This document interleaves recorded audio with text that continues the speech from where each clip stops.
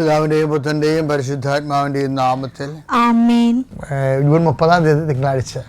അമ്മേ പരിശുദ്ധമ്മേ, അമ്മേ പരിശുദ്ധമേ, ദൈവമാതാവേ, ദൈവമാതാവേ, കൃപാസനത്തിലൂടെ ഞങ്ങൾക്കും ഞങ്ങളുടെ ദേശത്തിനും അമ്മ മധ്യസ്ഥം തേടി തന്ന എല്ലാ അനുഗ്രഹങ്ങൾക്കും കൃപകൾക്കും ഞങ്ങളിപ്പോൾ ഹൃദയം നിറഞ്ഞ നന്ദി പറയുന്നു. അമ്മേ പരിശുദ്ധമ്മേ, ദൈവമാതാവേ, 2004 ഡിസംബർ 7 ഉച്ചകഴിഞ്ഞ് 2:30 കൃപാസനത്തിൽ സംഭവിച്ച അമ്മയുടെ പ്രത്യക്ഷപ്പെടലിനെ കുറിച്ച് തിരുസഭയ്ക്ക് സമർപ്പിച്ചിരിക്കുന്ന പഠനരേഖകളുടെ മേൽ സഭാത്മകമായ പഠനം ആരംഭിക്കുവാൻ ഞങ്ങൾ പ്രാർത്ഥിക്കുന്നു.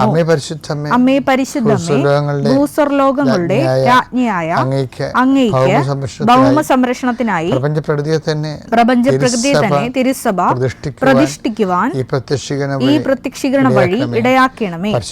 പരിശുദ്ധമ്മേ, ജപമാല മാതാവേ, സകല കൃപാസനം പ്രാർത്ഥനകളോടും ചേർത്ത് ഞങ്ങളിപ്പോൾ പ്രാർത്ഥിക്കുന്ന ഈ കുടുംബത്തിന്റെ പ്രത്യേക നിയോഗം പറ മക്കളെ.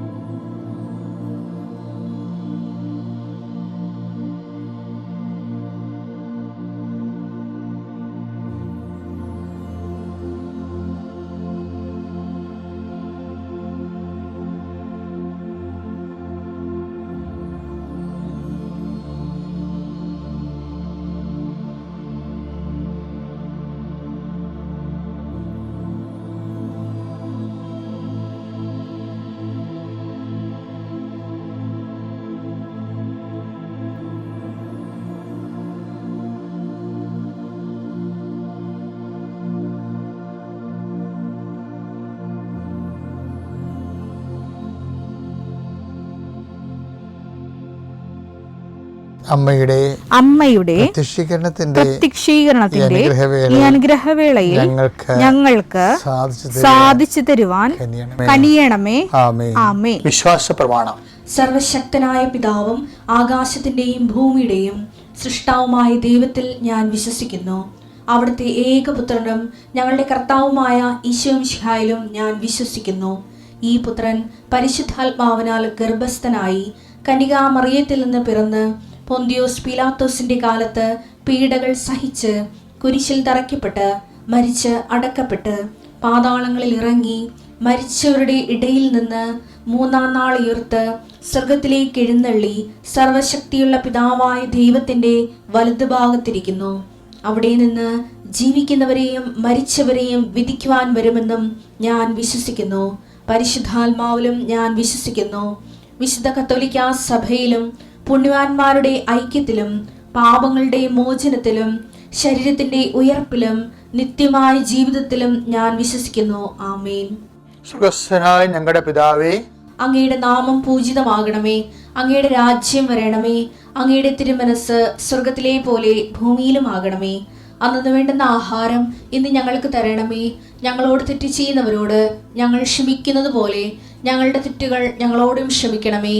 ഞങ്ങളെ പ്രലോഭനത്തിൽ ഉൾപ്പെടുത്തരുതേ, തിന്മയിൽ ഞങ്ങൾ രക്ഷിക്കണമേ. ആമേൻ. നന്മ നിറഞ്ഞ മറിയമേ, സ്വസ്തി. കർത്താവ് അങ്ങയുടെ കൂടെ സ്ത്രീകളിൽ അങ്ങ് അനുഗ്രഹിക്കപ്പെട്ടവളാകുന്നു. അങ്ങയുടെ ഉദരത്തിൻ ഫലമായി ഈശോ അനുഗ്രഹിക്കപ്പെട്ടവനാകുന്നു. പരിശുദ്ധ മറിയമേ, തമ്പുരാന്റെ അമ്മേ, പാപികളായ ഞങ്ങൾക്ക് വേണ്ടി ഇപ്പോഴും ഞങ്ങളുടെ മരണസമയത്തും തമ്പുരാനോട് അപേക്ഷിക്കണമേ. ആമേൻ. എൻ്റെ കർത്താവിന്റെ ഉന്നതമായ നാമത്തിന് സ്വസ്ഥം ചെയ്യുന്നു.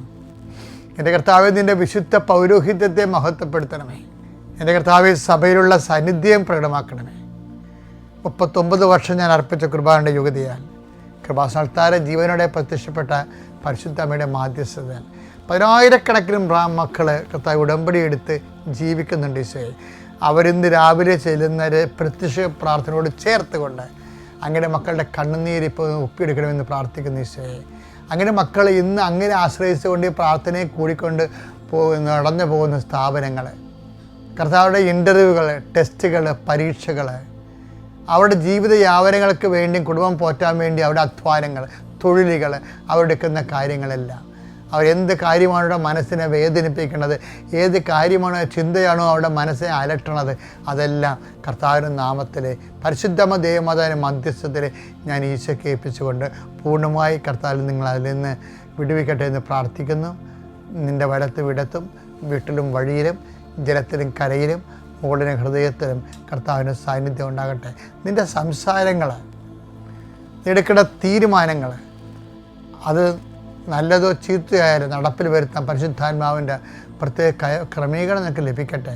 ദൈവത്തിലെ തർക്കങ്ങൾ നിൻ്റെ കുടുംബത്തിലുണ്ടെങ്കിൽ, സഹോദരങ്ങൾ തമ്മിൽ, മാതാപിതാക്കന്മാർ തമ്മിൽ എല്ലാം ഉണ്ടാകുന്ന തർക്കങ്ങൾ എത്രയും വേഗം പരിഹരിക്കപ്പെടുന്നതിന് വേണ്ടി നീ ഏത് ഭവനത്തിൽ പ്രവേശിച്ചാലും ആ ഭവനത്തിൽ സമാധാനം ആശംസിക്കാൻ അല്ല ചെയ്ത കർത്താവിൻ്റെ അപ്പോസ്തലികമായ അധികാരത്താൽ ഞാൻ നിൻ്റെ കുടുംബത്തിന് സമാധാനം ആശംസിക്കുന്നു. ഹൃദയത്തിൽ ബ്ലോക്കുള്ളവരുണ്ട്, കരളിന് ഫാറ്റി ലിവറുള്ളവരുണ്ട്, കിഡ്നിക്ക് ബൾജിങ്ങുള്ളവരുണ്ട്, ചുരുങ്ങുന്നവരുണ്ട്, അതുപോലെ നട്ടലിന് കശേക തെറ്റിപ്പോയവരുണ്ട്, പലതരത്തിലും ജോലി എടുക്കാൻ പറ്റാത്തവരുണ്ട്, ഇനി വേരെടുത്ത കുഞ്ഞുങ്ങളെ പോറ്റുമെന്ന് ഓർത്തുകൊണ്ട് കണ്ണീരിടുന്നവരുണ്ട്. അവരെല്ലാം കൃപാസനത്താറെ ജീവനോടെ പ്രത്യക്ഷപ്പെട്ട പരിശുദ്ധ അമ്മയുടെ മാധ്യസ്ഥത്തെ നീശോ നാമത്തിൽ സൗഖ്യം പ്രാപിക്കട്ടെ. നിത്യപിതാപുത്രനും പരിശുദ്ധാത്മാവായ സർവേശ്വര നീക്കാമേ.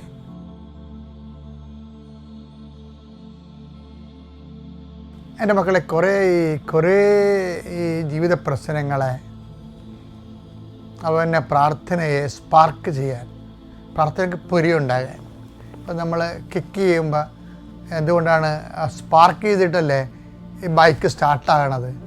അപ്പം അതുപോലെ തന്നെയാണ് പ്രാർത്ഥനയ്ക്ക് പൊരിയുണ്ടാക്കാൻ വേണ്ടിയുള്ള ഏറ്റവും വലിയ സംഭവം. പ്രാർത്ഥിക്കുന്ന വിഷയത്തെക്കുറിച്ച് നമ്മളത് മീൻ ചെയ്താൽ മതി, നമ്മൾ ഉദ്ദേശിച്ചാൽ മതി. അപ്പോൾ ഉദ്ദേശിക്കുമ്പോൾ ദൈവസ്നേഹം ഉണ്ടാകണം, ദൈവവിശ്വാസം ഉണ്ടാകണം, പ്രത്യാശ ഉണ്ടാകണം. ലൂക്ക 10:26 അവൻ ചോദിച്ചു നിയമത്തിൽ എന്ത് എഴുതിയിരിക്കുന്നു? നിയമത്തിൽ എന്ത്, അതായത് വചനത്തിൽ എന്ത് എഴുതിയിരിക്കുന്നു, നീ എന്ത് വായിക്കുന്നു? അതാണ് പ്രശ്നം. What you mean it? അതെ, വചനത്തിൽ എന്ത് എഴുതിയാലുവേ ഓരോ അണ്ണന്മാരത് എങ്ങനെ മനസ്സിലാക്കണമെന്നില്ലേ? ഇതുപോലെ പ്രാർത്ഥന നമ്മൾ ഒത്തിരി വാരിക്കെട്ടി പ്രാർത്ഥിക്കും. അപ്പോൾ ചിലരുടെ പ്രാർത്ഥന അവർ ഉദ്ദേശിച്ചാണ് പ്രാർത്ഥിക്കുന്നത്, ചിലരുടെ പ്രാർത്ഥന അത് ഇങ്ങനെ ഓട്ടോമാറ്റിക്കായിട്ട് പ്രാർത്ഥിച്ചു പോകുന്നതാണ്. അപ്പോൾ അത് ഇപ്പോൾ നമ്മളത് പ്രാർത്ഥിക്കുന്ന മീൻ ചെയ്യണം, നമ്മളത് ഉദ്ദേശിക്കണം.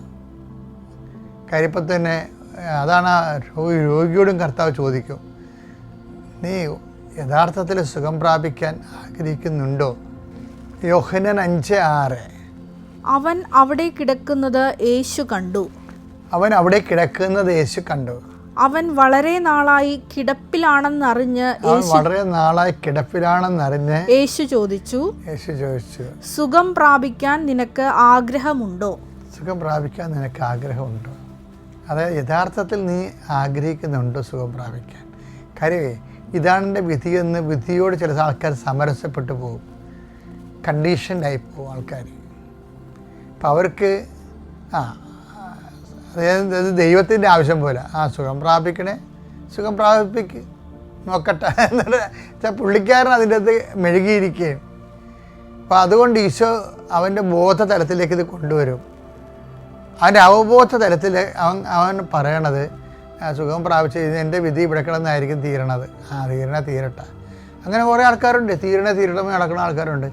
അത് പുറത്ത് പറയത്തില്ല, എൻ്റെ ഉള്ളു മനസ്സിലുണ്ടാവുന്നത്. അതിനെ ഈശോ മുകളിൽ കൊണ്ടുവരികയാണ്. എന്താണ്? നിൻ്റെ വിധി തിരുത്താൻ പോകുന്നു. Do you mean it? നീ അത് ഉദ്ദേശിക്കുന്നുണ്ടോ? നീ ആഗ്രഹിക്കുന്നുണ്ടോ? അപ്പോൾ യേസ് മൈ ലോർഡ്. അപ്പോഴാണ് അയാൾ പറയണത് എന്നെ സഹായിക്കാൻ ആരുമില്ലെന്ന് പറയണത്. ഇത് പ്രാർത്ഥനയെ സ്പാർക്ക് ഉണ്ടാക്കുന്നതാണ്. നമ്മൾ പറയണ കാര്യങ്ങൾ നമ്മൾ മീൻ ചെയ്ത ഉടനെ പ്രാർത്ഥനയിൽ പൊരിയുണ്ടാവും, പ്രാർത്ഥനയുണ്ട്, സ്പാർക്കുണ്ടാവും. അപ്പം അത് എപ്പോഴും ഇതുപോലെ ആയിരിക്കണം. നമ്മൾ എന്ത് പ്രാർത്ഥിച്ചാൽ അത് നമ്മൾ ഓൺ ചെയ്യണം, അത് മീൻ ചെയ്യണം, അത് നമ്മൾ അതുപോലെ ഉദ്ദേശിക്കണം. കറക്റ്റാണ്, ഞാൻ ഉദ്ദേശിക്കുന്നുണ്ട്, ഞാൻ ഉദ്ദേശിച്ച് തന്നെ പ്രാർത്ഥിക്കണം. അല്ലെങ്കിൽ ആൾക്കാർ പറയാം അതിന് ആത്മാർത്ഥമായിട്ടാണ് ഞാൻ പ്രാർത്ഥിക്കണമെന്നൊക്കെ പറയത്തില്ലേ, അതാണ് ഈ സാധനം പ്രാർത്ഥന സ്പാർക്ക് ഉണ്ടാക്കുന്നത്. എന്താ കാര്യം വെച്ചാൽ എപ്പോഴും നമ്മൾ മനസ്സിലാക്കണം, ഈ വചനം ഉണ്ടല്ലോ, വചനം എപ്പോഴും നമ്മളിങ്ങനെ ഇടക്കിടക്ക് വായിക്കാനുള്ളത്, എപ്പോഴും വായിക്കണമെന്നാണ് ഞാൻ നിങ്ങളോട് പറയണത്. നിങ്ങളുടെ പരാധീനതകൾ ദൈവത്തോട് പറയണം. കർത്താവേ, ഇപ്പം ഞാനിപ്പോൾ കുറേ നാളായിട്ട് പറഞ്ഞുകൊണ്ടിരിക്കുന്ന കാര്യം, എനിക്ക് പണ്ട് ഭയങ്കര ഈ കുർബാന സ്വീകരിക്കുമ്പോൾ വല്ലാത്ത ഇൻറ്റിമസി ആയിരുന്നു. എൻ്റെ കണ്ണൊക്കെ നിറയുമായിരുന്നു. ഇപ്പോൾ കുറേ നാളായിട്ട് അങ്ങനെ കണ്ണൊക്കെ നിറയുന്നില്ല. അപ്പോൾ എനിക്ക് വല്ല കുഴപ്പമുണ്ടാകും. ഞാൻ എങ്ങനെ ചിന്തിച്ചോക്കിയിട്ട് ഹരിച്ചും കുണിച്ചും നോക്കിയിട്ട് കുഴപ്പം കണ്ടുപിടിക്കാൻ പറ്റില്ല. അപ്പോൾ ഞാൻ ഇപ്പോൾ ഈശോയെ പറയാൻ തുടങ്ങി, ഈശോയെ എനിക്ക് കമ്മ്യൂണിയം സ്വീകരിക്കുമ്പോൾ ഒരു ഇൻറ്റിമസി വേണം മുമ്പത്തേക്കാളും. ഉണ്ട്, ഇല്ലെന്നല്ല, മുമ്പത്തേക്കാൾ. കാര്യം ഇതിന് ഒരു അറ്റമാർത്തി, ആത്മീയത അനുഭവത്തിൽ അറ്റമാർത്തിയും ഇല്ലേ. അത് നമ്മൾ കുറേ ക്ലേശത്തിൽ പ്രാർത്ഥിക്കുമ്പോഴാണ് അതിനൊക്കെ കുറച്ചുകൂടി വിലയുള്ളത്. അല്ല, നിങ്ങളൊക്കെ ഓർക്കണത് എൻ്റെ ക്ലേശം കഴിയട്ടെ. ചില ആൾക്കാർ ഉടമ്പടി തിരി വാങ്ങിച്ചുകൊണ്ട് പോകും. എന്നിട്ട് ഞാൻ ചേച്ചി ഉടമ്പടി എടുത്തണം, എടുത്തേ, തീ കത്തിച്ചിട്ടില്ല, അത് മകൾ പ്രസവിക്കാമെന്ന് നിപ്പുണ്ട്.